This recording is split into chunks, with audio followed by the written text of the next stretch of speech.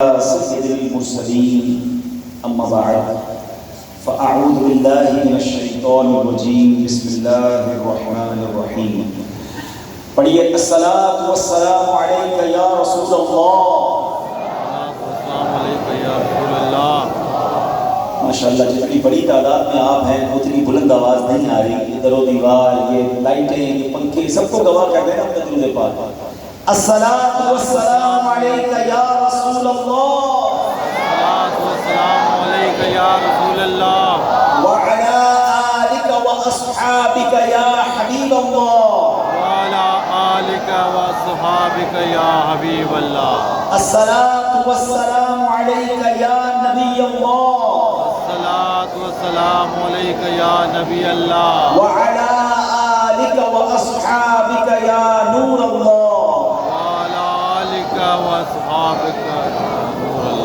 پیارے پیارے اسلامی بھائیوں اور مدنی چینل کے ناظرین، آج الحمدللہ پاکستان کے مشہور شہر واہ کینٹ میں ہم موجود ہیں. عظیم الشان سنت و بھرا اجتماع جاری ہے. رب کریم سے دعا ہے کہ ہم سب کا جمع ہونا اپنی بارگاہ میں قبول فرمائے. آج کے اجتماع کی برکتیں ہم سب کو نصیب فرمائے. ہم سب چاہتے ہیں کہ ہماری دعائیں قبول ہو جایا کریں، ہماری دعائیں مقبول ہو جایا کریں. آئیے میں مولا علی شیر خدا کرم اللہ تعالی وجہ الکریم سے بروی حدیث پاک سناتا ہوں. مولا علی کرم اللہ تعالی وجہ الکریم فرماتے ہیں کہ نبی پاک علیہ الصلوۃ والسلام نے فرمایا الدعاء محجوب عن اللہ حتی یصلی علی محمد وعلی آل محمد. آقا علیہ السلام فرماتے ہیں دعا اللہ پاک سے حجاب یعنی پردے میں ہے جب تک محمد صلی اللہ علیہ وسلم اور ان کے اہل بیت پر درود نہ بھیجا جائے. اگر چاہتے ہیں کہ دعا قبول ہو جائے تو دعا کے اول بھی درود پڑھیں، دعا کے بعد بھی درود پڑھیں. بڑی پیاری وجہ سے علماء فرماتے ہیں کہ درود اللہ کی بارگاہ میں ہر حال میں مقبول ہے. تو اسٹارٹ بھی قبول ہو جائے گا، اینڈ بھی قبول ہو جائے گا، تو درمیان کی دعا بھی قبول ہو جائے گا.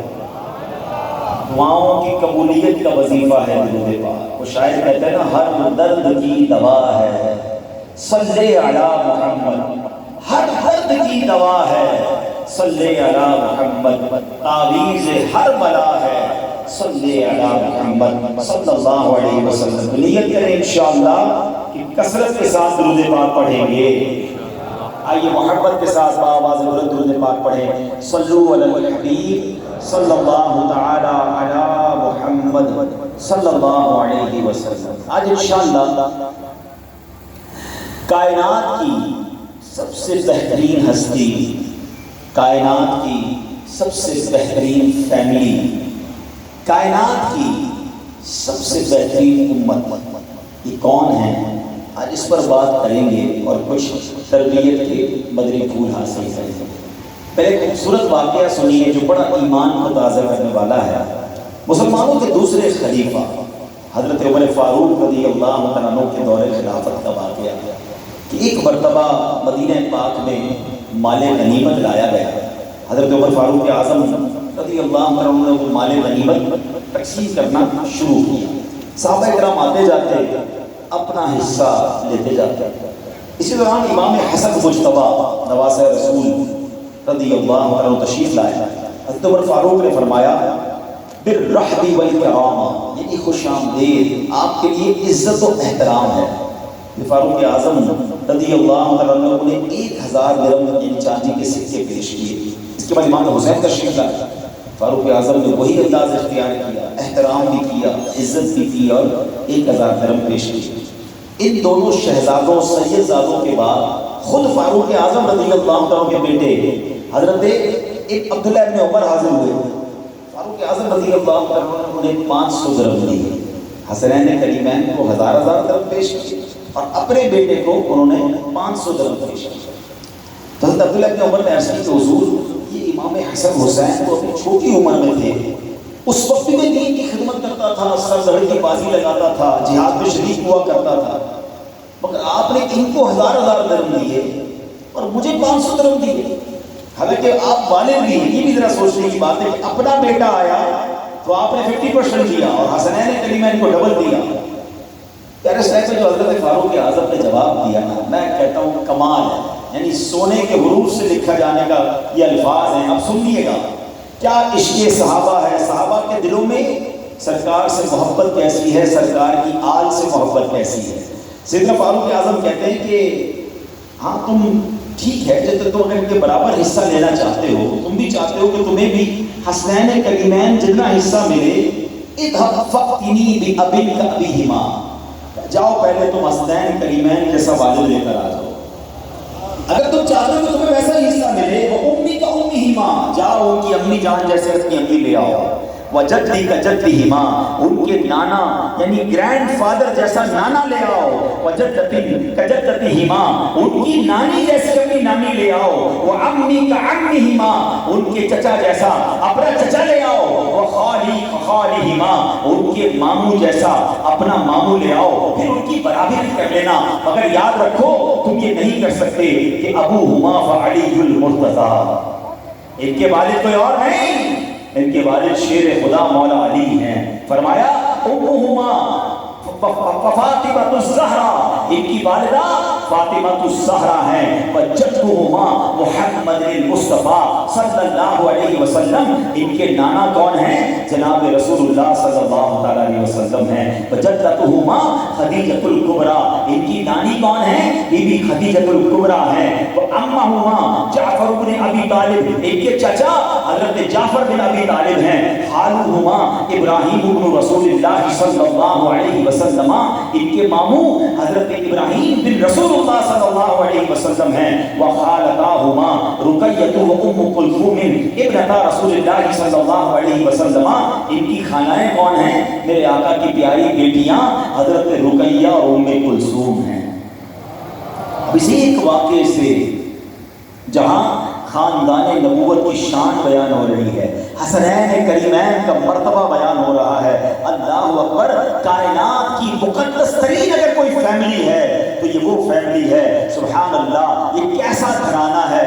سیدی اعلیٰ حضرت امام اہل سنت اسی گھرانے کی طرف اشارہ کرتے ہوئے فرماتے ہیں نا کہ کیا بات رضا اس چمنستان کرم کی، کیا بات رضا اس چمنستان کرم کی، زہرا ہے کلی جس میں حسین اور حسن پھول. یہ کیسا گھرانہ ہے میرے آقا کا، اہل بیت کی شان کیسی نرالی ہے. فاروق اعظم کا مرتبہ سوچو.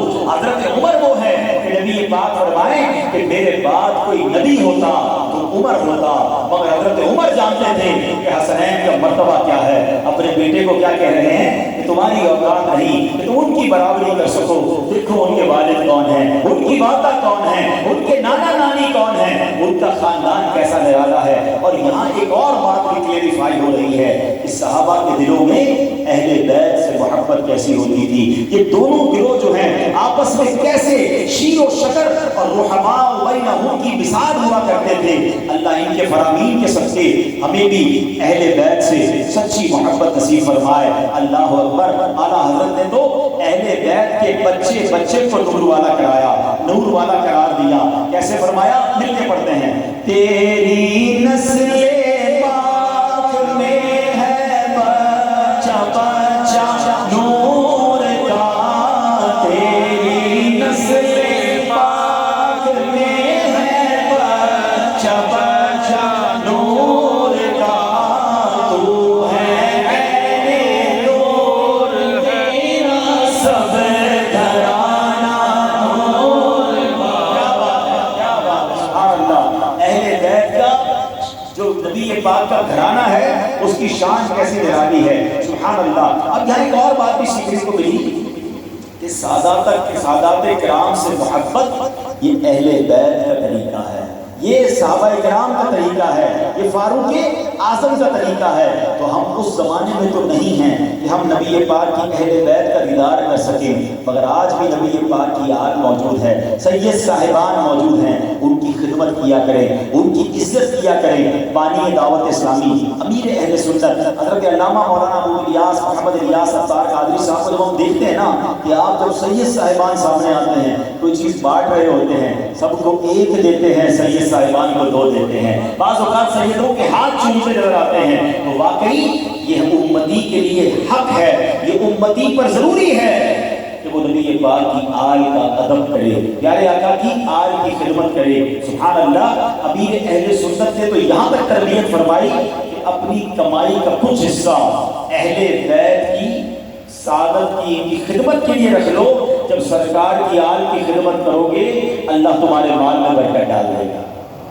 ہاں ان کا ہی تو صدقہ کھا رہے ہیں نا، تیرے ٹکڑوں سے بنے غیر کی ٹھوکر پہ نہ ڈال، جھڑکیاں کھائیں کہاں چھوڑ کے صدقہ تیرا۔ جب سرکار کا صدقہ کھا رہے ہیں، سرکار کی آل کی خدمت گار بھی بن جائیں، دنیا میں بھی نوازے جائیں گے، آخرت میں بھی نوازے جائیں گے۔ اللہ اکبر۔ نبی پاک علیہ السلام کا مرتبہ کیسا، پیارے آقا کا مقام کیسا، اب سنتے جائیے اور ایمان تازہ کرتے جائیے، پھر آپ کو اندازہ ہو جائے گا کہ پیارے آقا علیہ السلام کا مقام و مرتبہ کیسا ہے، اس خاندان کا مرتبہ کیسا ہے۔ صحابی رسول حضرت عبداللہ بن عباس فرماتے ہیں، رسول ذیشان مکی مدنی سلطان صلی اللہ علیہ وسلم نے فرمایا، اللہ پاک نے مخلوق کو دو قسموں میں تقسیم کیا، ٹو کیٹیگریز بنائی۔ فرمایا مجھے ان میں سے افضل قسم میں رکھا، پھر ان دو قسموں کو تین قسموں میں تقسیم فرمایا، مجھے ان تین میں سے سب سے افضل اور بہترین قسم میں رکھا، پھر ان تین قسموں کے قبیلے بنائے، مجھے سب سے افضل و اعلیٰ قبیلے میں رکھا، پھر قبیلوں کے قبیلوں کو گھرانوں میں تقسیم کیا، تو پھر مجھے سب سے افضل اور بہترین گھرانوں میں رکھا۔ چنانچہ اللہ پاک فرماتا ہے قرآن پاک میں، انما یرید اللہ لیذھب عنکم الرجس اہل البیت ویطہرکم تطہیرا۔ قرآن کہتا ہے اے نبی کے گھر والوں، اللہ تو یہی چاہتا ہے کہ تم سے ہر ناپاکی دور فرما دے اور تمہیں پاک کر کے خوب صاف ستھرا کر دے۔ یہ آیت تطہیر جو ہے یہ نبی پاک اور آپ کی اہل بیت کی کیسی شان بیان کر رہی ہے، کیا خوبصورت بات۔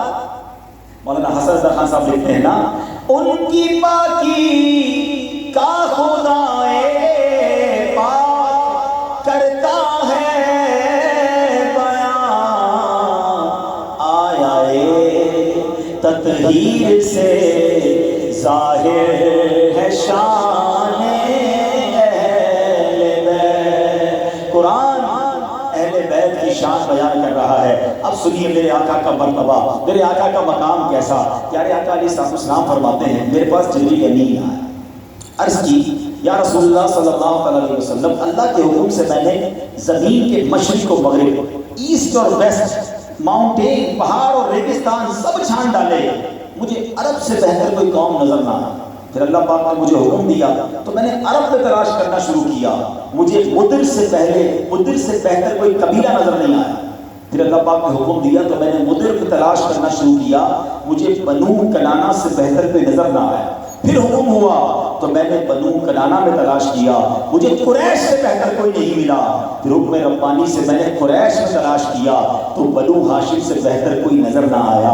میں نے بنو ہاشم میں تلاش کیا تو مجھے کوئی بھی یا رسول اللہ آپ سے بہتر اور افضل نظر نہیں آیا۔ آئے آئے اب بات سمجھ آئے گی۔ سیدی اعلیٰ حضرت کا وہ شعر ہے نا، آپ فرماتے ہیں ذات ہوئی انتخاب وصف ہوئے لاجواب، ذات ہوئی انتخاب وصف ہوئے لاجواب، نام ہوا مصطفیٰ تم پہ کروڑوں درود۔ جبریل امین جو ہے نا، یہ نبی پاک علیہ السلام کے علاوہ سرکار علیہ السلام کے ساتھ ساتھ تمام نبیوں کے صحابی رہے، یہ سارے نبیوں کے پاس حاضر ہوئے ہیں۔ ایک بار پیارے آقا علیہ السلام نے بڑا کمال کا سوال کیا، اے جبریل یہ تو بتاؤ تم نے ہر نبی سے ملاقات کی ہے، ساری دنیا دیکھی ہے، اربوں خربوں لوگ تمہارے سامنے سے گزرے ہوں گے، حدیث کا خلاصہ ہے، یہ تو بتاؤ جبریل کوئی مجھ جیسا بھی پایا ہے، کوئی مجھ جیسا بھی دیکھا ہے، سارے نبیوں کو دیکھا ہے نا۔ تو جبریل امین نے جو جواب دیا نا، وہ جواب سیدی اعلیٰ حضرت نے اپنے کلام میں بڑے پیارے انداز سے دیکھا ہے۔ اعلیٰ حضرت دیکھتے ہیں یہی بولے سدرا والے چمنے جہاں کے تھالے، سدرا والے کون؟ جبریل امین کہتے یہی بولے سدرا والے چمنے جہاں کے تھالے، آقا سبھی میں نے چھان ڈالے، تیرے پائے کا نہ پایا، تجھے یک نے یک بنایا۔ نبی پاک جیسا جبریل امین کہتے ہیں اس کو کبھی میں نے پایا ہی نہیں ہے۔ اللہ اکبر۔ ایک بار جبریل امین سے نبی پاک نے ایک اور سوال کیا، جبریل یہ تو بتاؤ تمہاری عمر کتنی ہے؟ اچھا ابھی بھی بزرگ بیٹھے ہیں جو 80s پلس ہوتے ہیں نا آج کے دور میں بھی، ان سے پوچھو حضرت آپ کی عمر کتنی ہے، ان کو ڈیٹ آف برتھ یاد نہیں ہوتی، وہ کوئی واقعہ بتاتے ہیں، پاکستان جب بنا تھا نا تو میں اتنے سال کا تھا، کہ پاکستان کے بعد میں اتنے سال بعد پیدا ہو گیا تھا، کہ فلاں جنگ ہوئی تھی تو میری عمر اتنی تھی۔ نارملی بزرگوں کو جن کی عمر زیادہ ہوتی ہے نا ان کو سال یاد نہیں ہوتا۔ اب جبریل امین تو کب سے ہے، تو آپ نے فرمایا حضور عمر تو یاد نہیں، مگر آسمان پر ایک ستارہ ہے جو ہر 70,000 سال بعد چمکتا، اور حضور میں نے اس کو 70,000 بار دیکھا۔ کبھی کیلکولیٹر لے کے چیک کرنا تو پتہ چلے گا کہ یہ کتنے بن گئے، 70,000 ملٹیپلائی بائی 70,000۔ عمر بتائے کیسے، حضور عمر تو یاد نہیں ہے کتنی ہے پتہ نہیں، لیکن 70,000 سال بعد ایک ستارہ چمکتا ہے، اور میں نے اس ستارے کو 70,000 بار دیکھا۔ تو پیارے آقا علیہ الصلوۃ والسلام نے فرمایا اے جبرائیل وہ ستارہ میں ہی ہوں۔ اے جبرائیل تیرے نبی کے نور کو اللہ نے اپنے نور سے سب سے پہلے پیدا فرمایا۔ ہائے ہائے، بات سمجھ آ رہی ہے؟ ہم جو نعرہ لگاتے ہیں اول کی آمد مرحبا، کچھ لوگ سوچتے ہوں گے پیارے آقا تو آخری نبی ہے، یہ اول کی آمد کے نعرے کیوں لگاتے ہیں؟ اعلیٰ حضرت نے بات بہت پہلے سمجھائی، وہی ہے اول، وہی ہے آخر، وہی ہے ظاہر، وہی ہے باطن، اسی کے جلوے، اسی سے ملنے، اسی سے اس کی طرف گئے تھے۔ نبی پاک کی شان نرالی، آپ کے خاندان کی شان نرالی، اللہ نے سب سے افضل و اعلیٰ میرے آقا علیہ الصلوۃ والسلام کو بنایا، اور سرکار علیہ الصلوۃ والسلام کے صدقے آپ کے اہل بیت اطہار کو بھی بڑا کمال کا مرتبہ عطا فرمایا۔ تو محبت رسول کا یہ عالم ہونا چاہیے کہ ہمیں سرکار سے بھی والہانہ پیار کرنا ہے، سرکار کی آل سے بھی پیار کرنا ہے۔ صحابہ کیسے محبت کرتے تھے، حضرت عبداللہ بن عباس سے مروی ہے، ایک شخص نے پیارے آقا علیہ السلام کے پچھنے لگائے، آج کل ہجامہ کہتے ہیں لوگ، ٹھیک ہے نا، کپنگ کہتے ہیں انگریزی میں، پچھنے لگائے، اور جس پہ مبارک سے خون نکلا، جب آپ ہجامہ کرواتے ہیں تو خون نکلتا ہے، تو اب اس کو ظاہر دیا گیا ہوگا کہ جا کے اس کو پیچھے پھینک کے آئے۔ اب وہ صحابی رسول تھے، انہوں نے کہا کہ میں نبی پاک کا خون پھینکوں کیسے؟ دیوار کے پیچھے سے جا کے خون پی لیا، پیارے آقا کا مبارک خون پی لیا۔ اب پیارے آقا علیہ السلام نے اس سے پوچھا خون کا کیا کیا؟ حضور وہ تو میں نے پی لیا۔ نبی پاک علیہ السلام نے کیا فرمایا؟ آقا نے فرمایا کہ اچھا اس کو عرض کرتے حضور میرے دل نے گوارا نہ کیا میں اسے بہا دوں، تو میں نے تو خون پی لیا میرے پیٹ میں ہے۔ پیارے آقا نے فرمایا جا تو نے اپنے آپ کو جہنم سے بچا لیا۔ اچھا مدارج النبوہ میں کہ جنگ احد کے موقع پر نبی پاک علیہ السلام کو زخم لگے تھے، تو حضرت مالک بن سنان نے ان زخموں کو خون جو ہے اپنے ہونٹوں سے لگایا اور چوس کر پی لیا، گرنے نہیں دیا خون۔ نبی پاک علیہ السلام نے فرمایا جو جنتی آدمی کو دیکھنا چاہے ان کو دیکھ لے۔ صحابہ کا لیول آف محبت کیا تھا کہ وہ نبی پاک کے جسم کے ہر حصے سے، ہر قطرے سے پیار کرتے، پسینہ نہ گرنے دیتے، بال مبارک نہ گرنے دیتے، وضو فرماتے تو قطرے نہ گرنے دیتے، مبارک تھوک نکالتے تو اپنے ہاتھوں پر لے لیتے۔ اللہ اکبر۔ رسول کریم علیہ الصلوۃ والسلام، اب ذرا غور کیجئے، اب ایک بڑا ٹیکنیکل سوال ہے، خون تو ناپاک ہوتا ہے، خون تو بالکل آپ اس کو یوز نہیں کر سکتے، اور جانور کا خون بھی ناپاک ہوتا ہے، انسان کا خون بھی ناپاک ہوتا ہے۔ اللہ اکبر، صحابہ کرام کو مسئلہ نہیں پتا تھا، تو سبحان اللہ، اور یہ ایک بار نہیں ہوا، دو بار نہیں ہوا، کئی صحابہ کرام نے نبی پاک کے مبارک خون کو پیا۔ تو یہ کیسے؟ شارح بخاری علامہ بدر الدین عینی رحمۃ اللہ علیہ نے فرماتے ہیں کہ نبی پاک کا مبارک جو خون ہے وہ عام انسانوں جیسا نہیں، سبحان اللہ، نبی پاک کا خون ناپاک نہیں بلکہ پیارے آقا کا خون بھی پاک ہے۔ اب بتاؤ کہ پیارے آقا ہم جیسے ہیں؟ مسلمانوں کا ہمارا خون نکل جائے تو جناب ناپاک، اب وضو بھی توڑ دیتا ہے، جس جسم کے حصے پہ لگے اسے دھونا بھی پڑے گا، اور صحابہ کرام مبارک خون کو پی لیتے کہ زمین پر کہاں پھینکیں۔ تو اس سے پتہ چلا کہ پیارے آقا کا مرتبہ کیسا۔ ایک اور بات سیکھنی پڑے گی، اہل بیت کی شان کیسی کہ جو اس خون سے ہی بنے ہیں، جو نبی پاک کی اولاد ہیں، جو پیارے آقا کے خاندان کے لوگ ہیں، پھر ان کا مرتبہ اور ان کا عالم کیا ہوگا۔ تو بہرحال میرے پیارے اسلامی بھائیوں، شان مصطفیٰ بھی سن رہے ہیں، شان اہل بیت بھی سن رہے ہیں۔ آج ایک نیت کر لو، ویسے بھی محرم کا مہینہ ہے، پچھلے دنوں یادیں امام حسین اور کربلا والوں کی ہم نے یاد بنائی ہے، لیکن صرف نعرہ لگانا، 2-3 پروگرام میں شرکت کر لینا، لنگر کھا لینا، یہی حسینی کام نہیں ہے۔ ہمیں امام حسین کے نقش قدم پر بھی چلنا ہے اور آج جو اہل بیت اطہار موجود ہیں ان کی عزت کریں، ان سے پیار کریں۔ اگر آپ کے سامنے کوئی غریب سید زادہ بھی آ جاتا ہے، بے شک وہ مالی طور پر غریب ہے مگر دل میں یہ جانے یہ میرے آقا کی اولاد ہے، اس کا ادب کریں، اس سے محبت سے پیش آئیں، اس کی خدمت کرنے کی کوشش کریں، انشاءاللہ آپ اس کی برکتیں پائیں گے۔ اب میرے پیارے اسلامی بھائیوں، اب یہ تو بات ہو گئی پیارے آقا علیہ الصلوۃ والسلام کی اور نبی پاک کی اہل بیت کی۔ اب آؤ میں آپ کو ایک اور جھمانے والی بات بتاتا ہوں۔ آپ کو پتہ ہے ہم سارے کون ہیں پیارے آقا کے؟ امتی ہیں نا، لیکن چونکہ نبی پاک کے امتی ہیں نا تو اللہ نے وہ نسبت کی وجہ سے دنیا کے سارے نبیوں کی امتوں سے افضل امت ہمیں بنا دیا ہے۔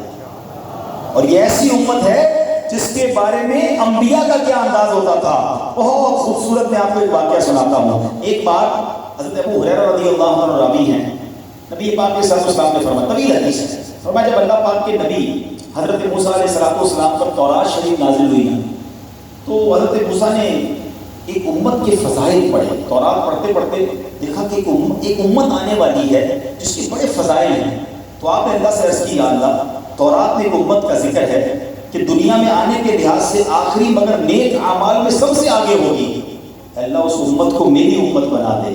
اللہ پاک نے فرمایا، تلک امت احمد، اے موسیٰ وہ میرے محبوب نبی احمد مجتبیٰ کی امت ہوگی۔ حضرت موسیٰ نے عرض کیا، یا اللہ میں نے تورات میں ایک ایسی امت کا تذکرہ پڑھا ہے جن کی شفاعت کی جائے گی، اے اللہ وہ امت میری امت بنا دے۔ ارشاد ہوا، اے موسیٰ تلک امت احمد، اے موسیٰ وہ امت میرے محبوب جناب احمد مجتبیٰ صلی اللہ علیہ وسلم کی امت ہوگی۔ عرض کی، اللہ میں نے تورات میں ایک امت کا ذکر پڑھا ہے جن کی دعائیں قبول کی جائیں گی، اے اللہ اس امت کو میری امت بنا دے۔ فرمایا، اے موسیٰ وہ امت میرے حبیب کی امت ہے۔ عرض کرتے ہیں، یا اللہ میں نے تورات میں پڑھا ہے کہ جن کی کتاب یعنی قرآن کریم ان کے سینوں میں ہوگی اور وہ اس کی تلاوت کیا کریں گے، اے اللہ ایسی امت آنے والی ہے، وہ امت میری امت بنا دے۔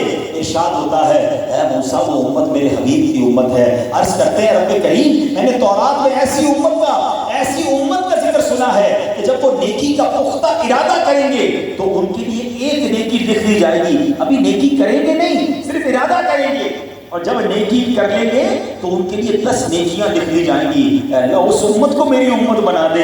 ارشاد ہوگا، اے موسیٰ وہ میرے حبیب کی امت ہے، میرے نبی احمد کی امت ہے صلی اللہ علیہ وسلم۔ اب حضرت موسیٰ کیا کہتے ہیں، اے اللہ جب اتنی فضیلت والی یہ امت ہے تو اے رب کریم مجھے بھی جناب محمد رسول اللہ کا امتی بنا دے۔ اللہ اکبر۔ آپ یہ جملہ سمجھ رہے ہو کون کہہ رہا ہے؟ حضرت موسیٰ کلیم اللہ، قرآن میں جس نبی کا سب سے زیادہ ذکر ہے وہ حضرت موسیٰ علیہ السلام ہے، مگر وہ کیا کہتے ہیں، مولا میں امت پڑھی جا رہا ہوں، تورات کھولتا ہوں تو ایک امت کا ذکر، اس کے فضائل کا ذکر، اے پروردگار یا تو وہ امت میری امت کر دے یا مجھے اس امت میں شامل کر دے۔ اے غلاموں ذرا سوچو تو صحیح، یہ کتنا بڑا احسان ہے ہم پر کہ اللہ کے نبی تمنا کر رہے ہیں کہ ہمیں یا اللہ مجھے تو سرکار علیہ السلام کا تیرے آخری نبی کا امتی بنا دے۔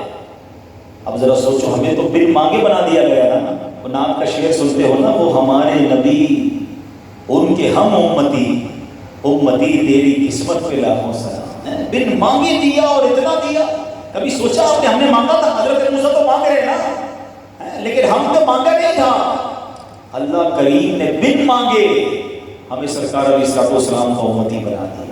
یہ بہت بڑی سعادت ہے۔ ابھی آپ آگے سنو گے کہ یہ امتی ہونا کتنی بڑی سعادت ہے جس کے لیے نبی تمنا کریں، مگر کیا اس امتی ہونے کا حق ادا کر رہے ہیں؟ قرآن کہتا ہے کنتم خیر امت اخرجت للناس تأمرون بالمعروف وتنہون عن المنکر۔ قرآن کہتا ہے تم سب سے بہترین امت ہو کیونکہ تم نیکی کی دعوت دیتے ہو، لوگوں کے پاس جا کر برائی سے منع کرتے ہو۔ ہمیں بہترین امت کہا گیا کیونکہ بہترین آقا کے امتی ہے نا، لیکن کیا واقعی ہم یہ کام کر رہے ہیں یا ہم اپنے امتی ہونے کو بھی ایک طرح سے اس کا شکر ادا نہیں کر پا رہے، اس کا حق ادا نہیں کر پا رہے؟ یہ بہت بڑی نعمت ہے میرے پیارے اسلام کا۔ اچھا، بڑی عشق والی بات علماء نے لکھی کہ سرکار علیہ السلام کی امت آخری امت کیوں ہے؟ اور ایک صحابی نے اس طرح کی بات آتی ہے کتابوں کہ کسی نے عالم دین سے علماء سے پوچھا کہ حضور ہماری عمر تو بڑی تھوڑی، پچھلی امتیں 200 سال 300 سال 600 سال ہیں، ہمارے 60 سال 70 سال، اور ہم آئے بھی آخر میں. اب جنہوں نے کچھ کتابوں میں آداب پڑھے ہیں ان کو بات ذرا جلدی سمجھ آ جائے گی کہ جب بزرگ کسی کے گھر آئیں تو کہا یہ جاتا ہے کہ بزرگوں کا جب کھانا کھانے سے پہلے ہاتھ دھلوانا ہو تو سب سے آخر میں دھلوائیں اور کھانا کھانے کے بعد سب سے پہلے ہاتھ دھلوائیں. اس کی وجہ یہ بیان کی گئی کہ بزرگ جب باقی لوگ ہاتھ دھو رہے ہو تو ان کو انتظار نہ کرنا پڑے, ان کا سب سے آخر میں ہاتھ دھلائیں تاکہ وہ کھانا کھائیں, اور جیسے ہی کھانا کھائیں تو سب سے پہلے ان کا ہاتھ دھلائیں تاکہ وہ فارغ ہو جائیں. بڑوں کا یہ ادب کتابوں میں لکھا. سبحان اللہ. علماء بیان کرتے ہیں کہ سرکار علیہ السلام کی جو امت ہے اس کی جو عمر تھوڑی ہے نا, اس کی ایک وجہ یہ ہے کہ 60-70 سال ہماری عمر ہے, 17, 18, 15, 16 سال تک تو ہم نابالغ رہتے ہیں. اگر 8 گھنٹے روز کے سوئیں تو 60 سال کی عمر میں 20 سال تو سونے میں گزر گئے, 14-15 سال نابالغی کے نکال دو تو 15-20 سال کا حساب دینا پڑے گا نا. اور نبی پاک شفاعت فرمائیں گے تو خیر سے جنت میں چلے جائیں گے. 200 سال عمر ہوتی, 300 سال عمر ہوتی, ہم تو ویسے ہی گناہ گار ہیں, پتہ نہیں پھر کتنے اعمال کا جواب دینا پڑتا. تو ایک تو علماء حکمت یہ بیان کرتے ہیں. اور آپ کو مزے کی بات بتاؤں, آئے ہم سب سے آخر میں ہیں. قیامت کے دن جب حساب کتاب ہوگا تو سب سے پہلے حساب پیارے آقا کی امت کا ہوگا, نبی پاک کی امت کا ہوگا. علماء نے اس کی وجہ بھی یہ بیان کی ہے کہ جناب سب سے پہلے حساب سے فارغ ہوں اور سب سے پہلے جنت میں داخل ہوں. آپ کو پتہ ہے قیامت کے دن جب جنت کا دروازہ کھولا جائے گا تو پیارے آقا علیہ السلام کو شخصیت ہوں گے جو سب سے پہلے جنت کا دروازہ کھٹکھٹائیں گے اور جنت کا دروازہ کھلوائیں گے. اور نبی پاک کے بعد سب سے پہلے جو امت جنت میں جائے گی وہ پیارے آقا کی امت جائے گی. اور جب تک نبی پاک کی امت نہ جائے گی اس وقت تک کوئی بھی امت داخل نہیں ہو سکے گی. سیدی اعلیٰ حضرت یہی بات اپنے مشہور صلاۃ والسلام پہ فرماتے ہیں. آپ فرماتے ہیں خلد ہے سب پر حرام جائے نہ جب تک غلام, خلد ہے سب پر حرام جائے نہ جب تک غلام, خلد ہے سب پر حرام جائے نہ جب تک غلام, جائے نہ جب تک غلام, جائے نہ جب تک غلام. ملک تو ہے آپ کا تم پہ کروڑوں درود, ملک تو ہے آپ کا تم پہ کروڑوں درود. دنیا میں کوئی جرم کرتا ہے تو جس کا جرم کرتا ہے یعنی کسی کی خطا کر دے, ابو کی کوئی بات نہ مانے تو بندہ ابو سے چھپ رہا ہوتا ہے, پولیس کی بات نہ مانے تو پولیس سے چھپ رہا ہوتا ہے, کورٹ کے آرڈر کی بات نہ مانے تو جج سے چھپ رہا ہوتا ہے. مگر آقا کا دربار وہ ہے کہ جو ان کی بات نہیں مانتا, نافرمانی ان کی کرتا ہے, جا کر دامن میں بھی انہی کے چھپتا ہے. کیا کہتے ہیں اعلیٰ حضرت؟ فرماتے کر کے تمہارے گناہ مانگے تمہاری پناہ, کر کے تمہارے گناہ مانگے تمہاری پناہ, کر کے تمہارے گناہ مانگے تمہاری پناہ, مانگے تمہاری پناہ, مانگے تمہاری پناہ. تم کہو دامن میں آ تم پہ کروڑوں درود, تم کہو دامن میں آ تم پہ کروڑوں درود. ذرا سوچئے ہم پر مہربانی کتنی ہے. نہ صرف یہ مہربانی یہاں جاری ہے, محشر کے دن بھی جاری ہوگی. اچھا قرآن نے بھی بہت پیاری پیاری حکمتیں بیان کی کہ ہمیں آخری امت کیوں بنایا گیا, ہم سب سے آخر میں کیوں آئے. قرآن کہتا ہے بسم اللہ الرحمن الرحیم وَكَذَلِكَ جَعَلْنَاكُمْ أُمَّةً وَسَطًا لِتَكُونُوا شُهَدَاءَ, اور اسی طرح ہم نے تمہیں بہترین امت بنایا تاکہ تم لوگوں پر گواہ بنو. یہ سرکار کی جو امت ہے نا یہ آخری امت ہے, اور اگر امت کو پہلی امت بنا دیا جاتا تو ظاہر ہے کہ بعد میں آنے والی امت کی گواہی ہم نہ دے سکتے. بلکہ ایک اور لاجیکلی بات سمجھو, قرآن پڑھتے ہو نا حضرت نوح کی قوم کی برائیاں ہمیں پتہ چلتی ہیں, حضرت موسیٰ کی قوم نے کس طرح نافرمانی کی ہم پڑھتے ہیں, حضرت لوط کی قوم نے کیا کیا ہمیں معلوم ہے, حضرت شعیب کی قوم نے کیا کیا ہم قرآن میں پڑھ سکتے ہیں, حضرت عیسیٰ علیہ السلام کی قوم نے کیسی کیسی نافرمانیاں کی, کس طرح جھٹلایا, ہم آج قرآن میں پڑھتے ہیں. مگر ہم نے جو گناہ کیے وہ کسی امت کو پتہ نہیں چل رہے.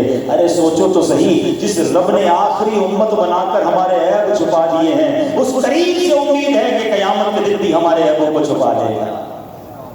سرکار دو عالم علیہ السلام کا یہ صدقہ ملا ہے کہ وہ ایسے کریم آقا ہیں کہ ان کا امتی ہونے کی حیثیت سے ہمارے عیبوں پر پردہ ڈال دیا گیا ہے۔ آج جو عیب کسی پر نہیں کھلنے دیتے، آج جو عیب کسی پر نہیں کھلنے دیتے، کب وہ چاہیں کہ میری حشر میں رسوائی ہو۔ اب ذرا سنیے گا، اللہ کے حبیب علیہ السلام فرماتے ہیں، اب ذرا اس امت کا کام دیکھیے، اللہ نے کتنی بڑی ذمہ داری لگائی ہے، ہمیں اندازہ ہی نہیں ہمارے اوپر کتنی بڑی مہربانی ہو گئی ہے، کتنا بڑا ایوارڈ مل گیا ہے، کتنی بڑی سعادت مل گئی ہے۔ نبی پاک فرماتے ہیں حضرت نوح علیہ السلام قیامت کے دن بلایا جائے گا، وہ کہیں گے یا رب میں حاضر ہوں۔ ان سے پوچھا جائے گا کہ آپ نے اپنی امت کو ہمارے احکام پہنچا دیے؟ تو آپ عرض کریں گے ہاں مولا میں نے تیرے احکام پہنچا دیے۔ پھر اللہ تعالیٰ ان کی امت سے پوچھا جائے گا کہ تم بتاؤ حضرت نوح نے تمہیں میرے احکام پہنچائے؟ 950 سال حضرت نوح علیہ السلام نے تبلیغ کی، وہ بدبخت ان کی امت کے لوگ اللہ کی بارگاہ میں قیامت کے دن کہیں گے یا اللہ ہم تک تیرے احکام نہیں پہنچایا، جھوٹ بول دیں گے۔ تو اللہ کریم حضرت نوح علیہ السلام سے فرمائے گا اے نوح تمہارے پاس کوئی گواہ ہے کہ تم نے یہ احکام پہنچائے؟ سبحان اللہ۔ اب حضرت نوح علیہ السلام سے فرمایا جائے گا نا کہ ہاں میرے، حضرت نوح کہے کہ ہاں میرے مولا محمد کریم صلی اللہ علیہ وسلم اور ان کی امت میری گواہ ہے۔ سبحان اللہ۔ اور پھر یہ امت گواہی دے گی، اللہ کے حبیب فرماتے ہیں صلی اللہ علیہ وسلم یہ امت گواہی دے گی کہ اے اللہ حضرت نوح سچ کہتے ہیں، انہوں نے تیرا پیغام پہنچایا تھا۔ ایک روایت میں یہ بھی آتا ہے سرکار دو عالم علیہ السلام نے فرمایا جس نبی کی امت بھی انہیں جھٹلائی تھی، یعنی کہے گی کہ مولا انہوں نے تیرا پیغام نہیں پہنچایا، آقا فرماتے ہم ان کی گواہی دیں گے۔ سبحان اللہ۔ اس امت کو گواہ بنایا گیا۔ اچھا یہ امت قیامت کے دن تو گواہ ہے، یہ امت آج بھی گواہ ہے۔ دیکھو میرے پیارے اسلامی بھائیوں، اپنے اسلامی بھائیوں، اپنے مسلمان بھائیوں کو اپنی نیکیوں کا گواہ بنانا، اپنی برائیوں کا گواہ مت بنانا، اپنے ظلم کا گواہ مت بنانا، اپنے جھوٹ کا گواہ مت بنانا۔ لوگ کہتے ہیں بندہ بڑا خراب ہے، یہ بندہ بڑا بدکار ہے، ارے یہ تو شرابی ہے، یہ تو چور ہے، یہ تو ظلم کرنے والا ہے، ہم سمجھتے میرا کوئی بگاڑ نہیں رہا، مگر یہ امت گواہ بن رہی ہے۔ یہ امت کے اندر تمہارا پرسیپشن بن رہا ہے، تمہارے بارے میں خیال ڈیولپ ہو رہا ہے کہ یہ بندہ بہت بند کرنے والا، تکلیف پہنچانے والا ہے۔ مبارک ہو ان کو جن کا اس امت کے بارے میں اس سرکار علیہ السلام کے غلاموں کے سامنے یہ خیال ہے کہ یہ بڑا نمازی ہے، یہ سنتوں پر عمل کرنے والا ہے، یہ عاشق رسول ہے، یہ درود پڑھنے والا ہے، یہ مسلمانوں کی مدد کرنے والا ہے۔ ان سب کو مبارک ہو۔ ایک حدیث سناتا ہوں، حضرت انس بن مالک رضی اللہ عنہ سے روایت ہے، ایک مرتبہ ایک جنازہ صحابہ کرام کے سامنے سے گزرا، صحابہ کرام نے اس جنازے کی تعریف، بڑا اچھا بندہ تھا، بڑا نیک آدمی تھا۔ پیارے آقا علیہ السلام نے فرمایا وجبت، اس کے لیے واجب ہو گیا۔ تھوڑی دیر ہوئی تو ایک اور جنازہ نکلا، صحابہ کرام نے اس کے بارے میں کچھ تاثرات دیے جو اچھے نہیں تھے، بندہ ٹھیک نہیں تھا یا اس کے جو بھی معاملات تھے۔ پیارے آقا علیہ السلام نے فرمایا وجبت، واجب ہو گیا۔ اب صحابہ کرام نے عرض کی کہ حضور دونوں بار آپ نے ایک ہی جملہ فرمایا واجب ہو گئی۔ فرمایا کہ جس بندے کے بارے میں تم نے اچھے تاثرات دیے، جس میت کے حق میں تم نے حق بھلائی کی گواہی دی، اس کے لیے جنت واجب ہو گئی، اور جس میت کے لیے تم نے اس کی خامیاں یا برائی کی گواہی دی اس کے لیے جہنم واجب ہو گئی۔ تم زمین میں اللہ پاک کے گواہ ہو۔ یعنی یہ جو امت ہے نا یہ اللہ پاک کی گواہ ہے۔ اب سوچ رہے جتنے میرے بھائی یہاں بیٹھے ہیں جو مجھے مدنی چینل پر بعد میں سنیں گے، جو سوشل میڈیا پہ سن رہے ہو، میرے اور آپ کے بارے میں لوگ کیا کہتے ہیں؟ بندہ کہتا ہے لوگوں کو کہنے دو جو کہتے ہیں، میری مرضی میں جیسے زندگی گزارو۔ کبھی نعرہ لگتا ہے میرا جسم میری مرضی، میرا مال میری مرضی، میرا اقتدار میری مرضی۔ ارے آپ کی میری مرضی نہیں چلے گی، مرضی اللہ اور اس کے رسول کی چلے گی، ہمارے اسلام کی چلے گی۔ آج جیسی زندگی گزار لو، اگر لوگ تمہارے بارے میں یہ کہنا شروع ہو گئے کہ یہ ظالم ہے، کچھ لوگ کہتے ہیں میرا بگاڑ کوئی نہیں سکتا، میں زمین پہ قبضہ کر لوں چھڑا کوئی نہیں سکتا، میں مال چھین لوں وصول کوئی کر نہیں سکتا، قرضہ نہ دوں تو کوئی چھین نہیں سکتا۔ واقعی کوئی کر کچھ نہیں سکتا، اگر جس دن مظلوم نے ہاتھ اٹھا لیے نا اللہ کی بارگاہ، ہاں پھر وہ عرش تک صدا جاتی ہے۔ اور یاد رکھیے ایک ہائے بعض اوقات سب کچھ برباد کر کے رکھ دیتی ہے۔ بلکہ میں اپنے بیان میں کئی بار یہ بات کہتا رہتا ہوں، دوبارہ کہہ دیتا ہوں، اگر کبھی زندگی میں آپ کو لگے نا کہ everything going very good, سب اچھا جا رہا تھا، فیملی بھی ٹھیک تھی، بچے بھی خوش تھے، کاروبار بھی بڑا مزے سے چل رہا تھا، صحت بھی بہت اچھی تھی. اور آہستہ آہستہ چیزیں خراب ہونے لگ گئی ہیں. کاروبار ڈسٹرب ہو رہا ہے، طبیعت بھی خراب ہو رہی ہے، گھر میں بھی جھگڑے شروع ہو گئے ہیں. چیک کر لو کسی کی ہائے تو نہیں دی، کسی کا دل تو نہیں دکھا دیا. ہم نے بڑے بڑے جس کو کہنا محلوں کو تباہ ہوتے دیکھا ہے، بڑے بڑے کر و فر کو خاک میں ملتے دیکھا ہے جب بندہ ظلم کرتا ہے اور کسی کی ہائے لے لیتا ہے. کبھی ایسا مت کرنا. زندگی گزارو دعائیں لے کر، ہائے لے کر نہیں. یہ امت اللہ کی گواہ ہے زمین پر. اب ہم نے اللہ کے بندوں میں اپنے تاثر اچھا کر دیا. اب تو ایک بڑا عجیب فنامنا بن گیا نا.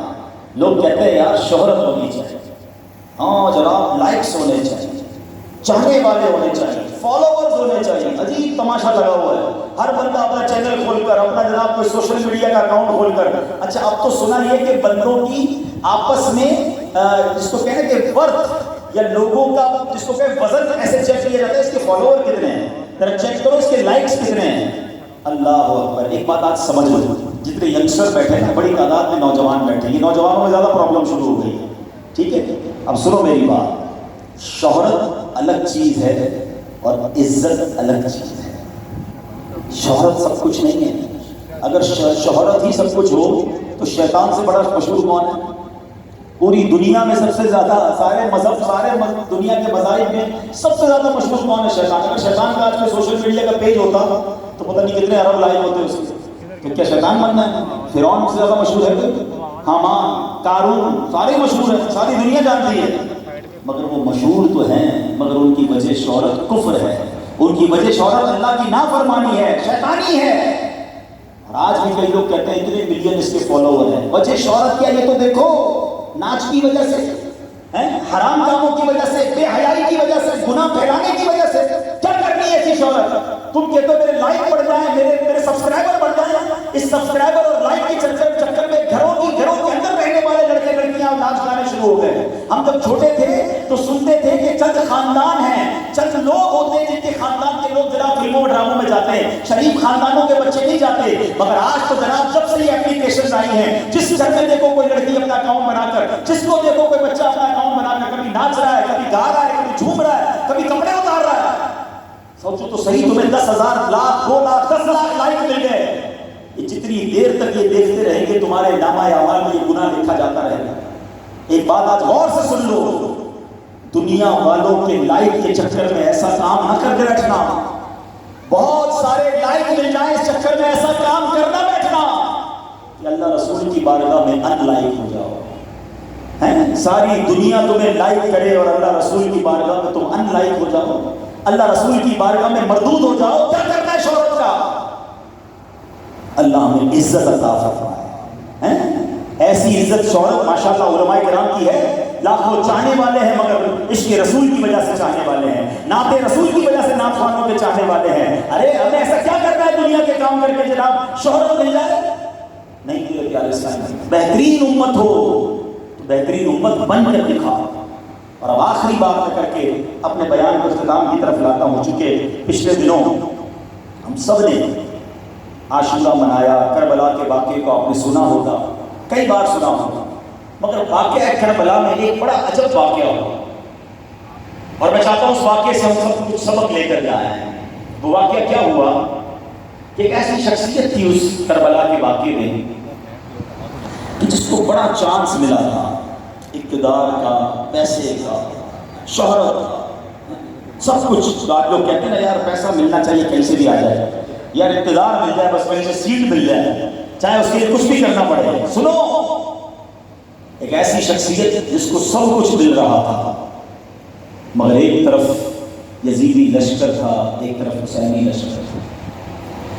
اور وہ شخصیت کون تھی کہ جنہوں نے منٹوں میں ایک ایسا فیصلہ کر لیا، اللہ نے ان سے ایک ایسا فیصلہ کروا لیا کہ وہ شاید جب وہ فیصلہ نہ کرتے تو یزیدی رہتے، آج رضی اللہ تعالیٰ عنہ ہوئے، آج حسینی کہلاتے ہیں. وہ کون تھے؟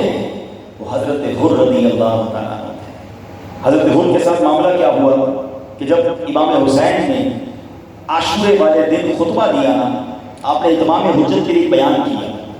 آپ نے یزیدیوں کو کہا کہ اے یزیدیوں، سوچو تم میرے ساتھ کیا کرنے جا رہے ہو، میں لڑنے تو آیا نہیں، مجھے واپس بھیج دو. میں تو تمہارے خطوط کی وجہ سے آیا تھا، میں لڑائی نہیں چاہتا، اور سوچو اگر تم مجھ سے لڑائی کر کے مجھے شہید کرو گے تو قیامت کے دن جواب کیا دو گے؟ میں نواسہ رسول ہوں، میں نبی پاک علیہ السلام کی آنکھوں کی ٹھنڈک اور پیارے آقا فرماتے حسین مجھ سے اور میں حسین سے ہوں، تو مجھے شہید کر کے اللہ کو اور اللہ کے حبیب کو کیا منہ دکھاؤ گے؟ آپ نے بڑی پرسوز تقریر کی اس دن، مگر یاد رکھیں جس کی آنکھوں پر لالچ کا پھندا آ جائے، لالچ کا پردہ آ جائے، پیسے اور اقتدار، شہرت، حالانکہ وہ کلمہ پڑھنے والے تھے یزیدی، وہ کافر نہیں تھے، نمازیں بھی پڑھتے تھے، مگر ایسی لالچ نے دل پر قبضہ کیا کہ امام حسین کا یہ بیان بھی انہیں سمجھ نہیں آیا، مگر حضرت حر جو ہے ان کے پیر کانپنے لگے، ہاتھ کانپنے لگے، تو آپ کا بھائی حضرت حر کو کہتا ہے حر تم تو بڑے بہادر ہو، بڑے بڑے مارکے لڑے، بڑی بڑی جنگیں لڑی، ہزاروں کے لشکر کے سامنے تم ڈٹے رہے، آج تو صرف 72 لوگ ہیں، اس میں عورتیں بچے بھی ہیں، تمہیں کیا ہو گیا ہے؟ تم اتنا کیوں ڈر رہے ہو؟ حضرت حر کہتے ہیں مجھے بڑی شدت کے ساتھ جہنم اپنی طرف کھینچ رہی ہے، مگر مجھے سامنے جنت نظر آ گئی۔ ذرا سوچو تو صحیح ہے، نواسہ رسول سے لڑائی کریں گے تو مارے جائیں گے، ہم برباد ہو جائیں گے، اپنی آخرت برباد کر دیں گے، یہ ہم کیا کرنے جا رہے ہیں؟ اس کے ساتھیوں نے مذاق اڑانا شروع کر دیا۔ آج ہمارے دوست کہتے ہیں یار نماز پڑھ کے کیا کرو گے، مولوی بنو گے کیا، داڑھی رکھ کے کیا کرو گے؟ ارے کیوں جا رہے ہو اجتماع میں بھائی، صرف جمعے کی نماز پڑھ لینا۔ ہمیں بھی وہ دوست بڑے اچھے لگتے ہیں کہ جو ہمیں دین سے روکے اور ہم ان کے ساتھ ہی گھسے رہتے ہیں۔ سنو، ان یزیدیوں نے یہ کہا تھا اے حر تجھے کیا ہو گیا ہے، کس طرف جا رہا ہے، اتنا مال، اتنی دولت، اقتدار، پاگل ہو گیا ہے؟ حضرت حر بڑے تذبذب میں تھے، دو دل چل رہے تھے۔ آج یہ بھی سن لو، کبھی کبھی ہمارے ساتھ بھی دو دل چلتے ہیں، یار کروں نہیں کروں، اجتماع میں جاؤں نہیں جاؤں، فجر پڑھوں نہ پڑھوں، کل سے پڑھ لوں گا، اگلے جمعے سے نماز پڑھوں گا، اگلی رمضان سے داڑھی رکھ لوں گا۔ ہم نے بہت ساری نیتیں ڈبل مائنڈڈ چل رہی ہوتی ہیں۔ اس کی وجہ بتاؤں آپ کو؟ علماء کہتے ہیں جب انسان کا بچہ پیدا ہوتا ہے نا تو ایک شیطان پیدا ہوتا ہے، ایک فرشتہ پیدا ہوتا ہے۔ شیطان ہوتا ہے حمزہ، فرشتہ ہوتا ہے ملحد۔ جب بھی آپ نیکی کا کام کریں گے نا تو آپ کو اندر سے ایک دل میں خیال آئے گا چھوڑ دے کل کریں گے، یہ حمزہ کہہ رہا ہوتا ہے، اور ایک دل کہہ رہا ہوتا ہے یہ نہیں جانا چاہیے فائدہ ہوگا، یہ ملحد، یہ فرشتے کا مشورہ ہوتا ہے۔ خوش نصیب ہوتے ہیں جو فرشتے کی بات مانتے ہیں، شیطان کی بات کو نہیں مانتے، اور کچھ ہوتے ہیں جو مانتے ہی نہیں فرشتے کی بات، روز شیطان کی مانی جا رہے ہیں۔ اب سنو، حضرت حر بھی ڈبل مائنڈڈ ہے، جاؤں نہیں جاؤں، جاؤں نہیں جاؤں۔ ادھر سے امام حسین نے نعرہ لگایا ہے کوئی جو آل رسول پر اپنی جان قربان کرے اور نواسہ رسول اور نبی پاک علیہ السلام سے قیامت کے دن شفاعت حاصل کر لے۔ حضرت حر نے جب یہ اعلان سنا، کیونکہ آپ کو ٹینشن یہ تھی کہ آپ ہی نے امام حسین کو روکا تھا، پہلی بار جب امام حسین کوفہ جا رہے تھے تو آپ ہی نے انٹرسپٹ کیا تھا، 1000 کا لشکر ساتھ تھا، پانی بند آپ نے کیا تھا، آپ کو یہ ٹینشن تھی کہ امام حسین معاف کریں گے کہ نہیں کریں گے۔ گھوڑا دوڑاتے ہوئے امام حسین کے قدموں میں پہنچے، عرض کرتے ہیں حضور میں آج آپ سے معافی مانگنے آیا ہوں، کیا مجھے آپ سے معافی مل سکتی ہے؟ میں ہی وہ شخص ہوں جس نے آپ کو اور آپ کے بچوں کو روکا تھا۔ اللہ اکبر، نواسہ رسول کیا فرماتے ہیں؟ فرماتے ہیں جاؤ ہم آج تمہیں معاف کرتے ہیں، کیونکہ کریموں کے در سے معافی ہی ملا کرتی ہے۔ ہائے ہائے، اب حضرت حر نے کیا کیا؟ دنیا نے دیکھا۔ اب آپ کہتے ہیں حضور اس سے پہلے کہ خاندان نبوت پر کوئی کسی طرح کا وار ہو، کوئی تلوار، کوئی خنجر کا وار اس طرف آئے، حضور میں اپنی جان پہلے قربان کرنا چاہتا ہوں، مجھے اجازت دیجیے، میں حسینی لشکر کی طرف سے لڑوں گا۔ حضرت امام حسین نے اجازت دی۔ اب یزیدی والے حیران ہیں کہ یہ کیا ہو گیا، ہمارا لیڈر، ہمارا سپہ سالار سامنے چلا گیا اور ہماری طرف لڑنے آیا ہے۔ بہرحال کمال کی لڑائی لڑی، کئی لوگوں کو کاٹ کے رکھ دیا اور آخرکار زخموں سے چور چور ہو کر امام حسین کے قدموں پر حضرت حر قربان ہو گئے۔ شاعر کہتے ہیں نا یہ نعرہ حر کا تھا جس وقت فوج شام سے نکلا، یہ نعرہ حر کا تھا جس وقت فوج شام سے نکلا، کہ دیکھو یوں نکلتے ہیں جہنم سے خدا والے۔ اب یہ جہنم سے نکل کر جنت کی طرف چلے گئے۔ حضرت حر کو یہ معلوم تھا کہ آج میں یزیدی لشکر میں رہا تو بچ جاؤں گا، امام حسین کے لشکر میں گیا تو مارا جاؤں گا۔ ادھر 22,000 ہیں، ادھر 72 ہیں، بچنا نہیں ہے، جان چلی جانی ہے۔ مگر دل سے آواز کیا آ رہی تھی کہ یزید کے لشکر میں رہا تو بچ تو جاؤں گا مگر مر جاؤں گا، حسین کے لشکر میں گیا مر گیا تو بچ جاؤں گا، ان کے قدموں پر قربان ہو گیا تو بچ جاؤں گا اور بخشا جاؤں گا۔